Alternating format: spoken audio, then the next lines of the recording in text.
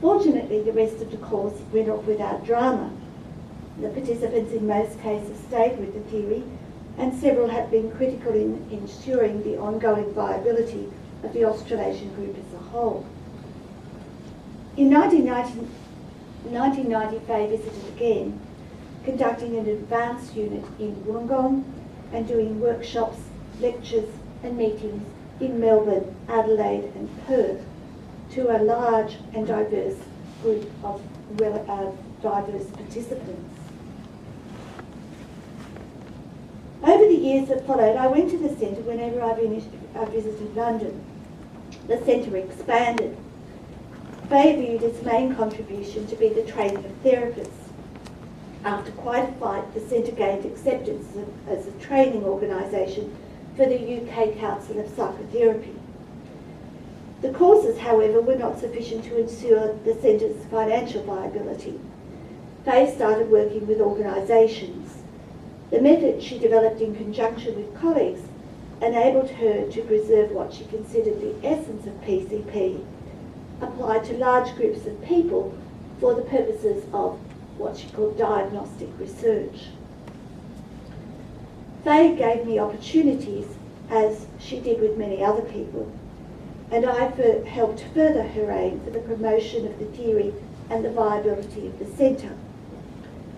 One of the most interesting tasks followed from a previous US International Congress, when Fay visited Gladys Kelly, George's wife. Mrs. Kelly gave her a suitcase full of photocopies of Kelly's original manuscripts, some previously published and others not. My job was to sort, date and catalogue them, a task which was helped by a dated complete list of his writings among the pile. Those unpublished manuscripts that I considered contain material that should be published, or in one case, in my view, a better version of a published paper, I drew to Fay's attention. Most have been subsequently published in one form or another, although some of them are very hard to get hold of, I will say. Other experiments she proposed for me included being sent to Dublin to present an introductory course to managers at the Irish Airport Authority and conducting construct elicitation and laddering interviews in an engineering firm. Ultimately, the centre closed its doors in the form that it had taken. The recession was affecting income and there were expensive structural problems with the house, and so it was sold and Fay and Roy moved to Cornwall. The centre was reconstrued. In the mid-1990s, Nick Reed joined with Fay to establish a virtual centre for personal construct psychology, a centre without a permanent building from which to operate. In addition to offering face-to-face courses, Fay and Nick developed distance learning courses that were studied by people from all over the world. In 2005, the centre became part of the University of Hertfordshire, with Nick Reed as its director, Fay as its consultant, and David Winter as senior advisor. The centre continues to offer the organisational interventions that Fay had pioneered, as well as other activities consistent with Fay's aim of making the theory readily available to all who want it. Fay put on record few observations of herself beyond biographical accounts. Two personal comments did, however, interest me. She contrasted herself with George Kelly, who wrote a radical book, and Don Bannister, a rebel who put himself up to be hit. Herself she saw as a doer, a very interesting bipolar construct, I think you would agree. Much of her doing focused on publishing. We're all aware of her very productive collaborations with Don Bannister. They indicated that one reason for their success as collaborators was complementarity with regard to tight and loose construing, with Don tending towards the tight and she to the loose. Once again, the theory in action. I was fortunate to be invited on 2 occasions to stay with Fay and Roy in Cornwall. They were very great hosts, taking me sailing and to visit many of the local sites around Falmouth. On the second occasion, I smelt something most delicious. When I went into the kitchen, there was Fay, remote control device in hand. The television was on, and Fay was playing a video of Delia Smith, the British cook. Fay was cooking along, stopping the video as she replicated Delia's actions. That night, we sat down to the most delicious duck à l'orange. I've never heard of anyone else who'd come up with such a sensible solution to following a complex recipe. It also, I think, illustrates how readily they embrace new technologies.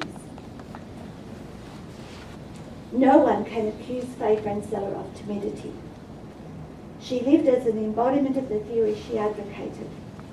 Brave experiments peppered her life, setting out into the great unknown, both literally and figuratively. The Centre for Personal Construct Psychology was arguably the most venturesome of these. It had, and presumably still has, problems aplenty. Some of the divisions and differing emphases in the theory group can be related to the influence of what was taught at the centre and its impact, depending on who trained there and who did not. But it and its founder Fay03 changed many people's lives in ways that they regard as very positive, including my own. New doors were opened up, opportunities for experimentation made available, aggression encouraged. How fortunate are we to have a theoretical perspective that changes lives, especially our own. But additionally, to have had advocates like Fay03 to introduce the theory and challenge and extend its understanding.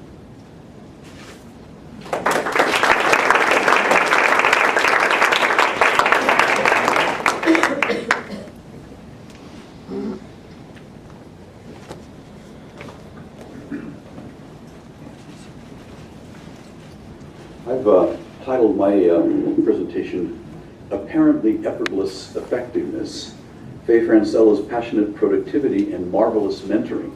Now I have to actually blame or credit Miller-Mayer with my coming up with such an elaborate title, because at the Niagara conference last year, I had a rather banal title to my presentation, and Miller called that to my attention that in the past I'd had more interesting titles. So I thought, I better come up with something more interesting for the rest of my presentations.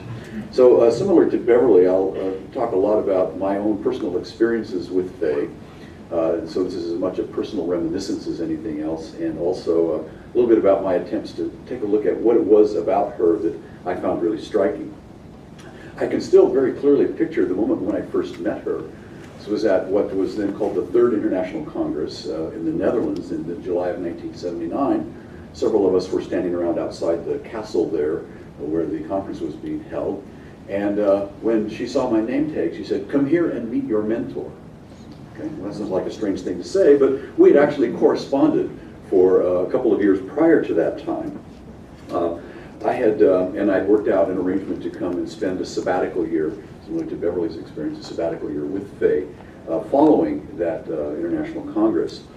I had gotten interested in personal construct psychology a few years earlier. I first heard about it from Jay Efron when I was a student of his, but didn't learn about the theory until some years later.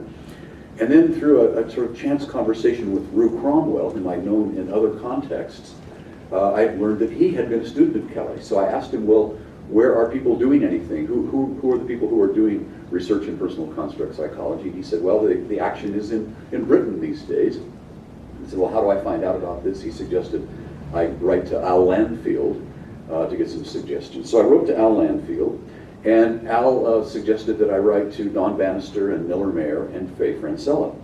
So I did, and they all responded quite positively. Don and Miller were very supportive, very cordial, expressed an interest in meeting me and spending some time together if I did come for the sabbatical year, but neither of them had the facilities or the context to actually sponsor me. But Fay responded immediately, inviting me to spend the year with her at the Royal Free Hospital School of Medicine, where she was working in the psychiatry department, and that she'd be pleased to set up an appointment for me as a visiting research fellow. So I accepted that invitation happily, and we began a correspondence to plan for it.